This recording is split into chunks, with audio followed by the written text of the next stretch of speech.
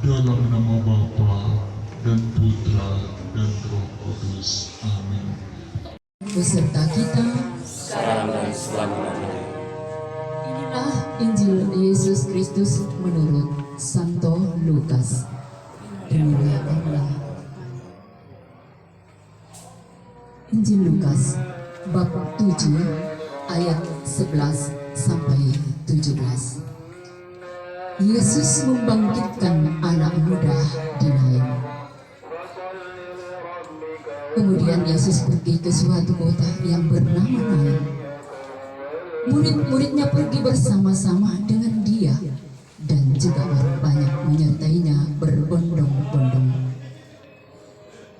Setelah ia dekat pintu gerbang kota, ada orang mati diusung keluar, anak laki-laki, anak tunggal ibunya yang sudah janda, dan banyak orang dari kota itu menyertai janda itu.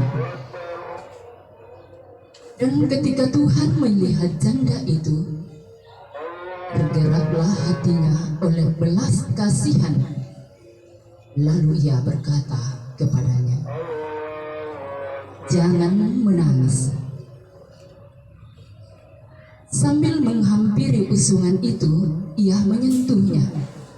Dan sedang para pengusung berhenti, ia berkata, "Hai anak muda, aku berkata kepadamu, bangkitlah."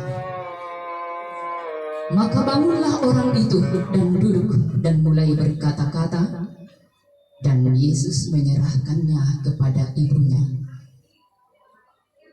Semua orang itu ketakutan dan mereka memuliakan Allah sambil berkata, "Seorang nabi besar telah muncul di tengah-tengah kita, dan Allah telah melawat umatnya."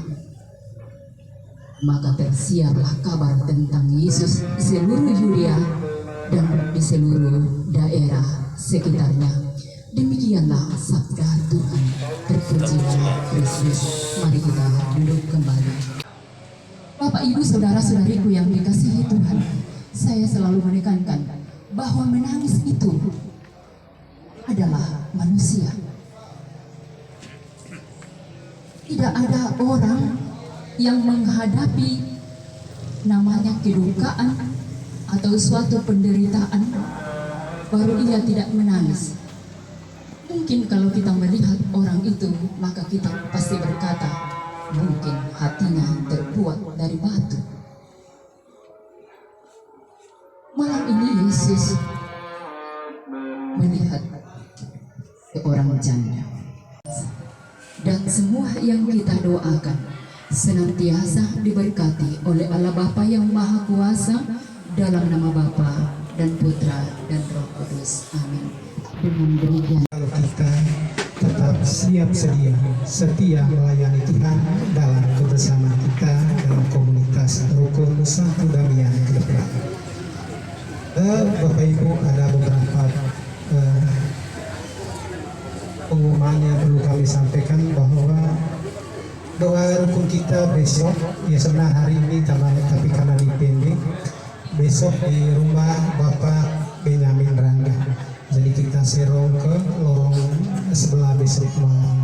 Jadi harapannya Bapak Ibu semua keluarga umat rukun 8, kecuali teman-teman yang masuk kerja, ya kita perlu orang yang kita doakan yang telah pergi meninggalkan kita. Selama mereka telah meninggal, sebelum mereka diproses memperoleh tempat yang nyaman, tentu mereka tidak bisa berdoa untuk kita. Kita senantiasa tetap kuat dalam doa, bukan hanya pada hari-hari peringatannya, tetapi setiap hari sesungguhnya kita selalu berdoa kepada semua orang yang telah meninggal, terutama keluarga dan orang tua kita itu sendiri. Itulah penting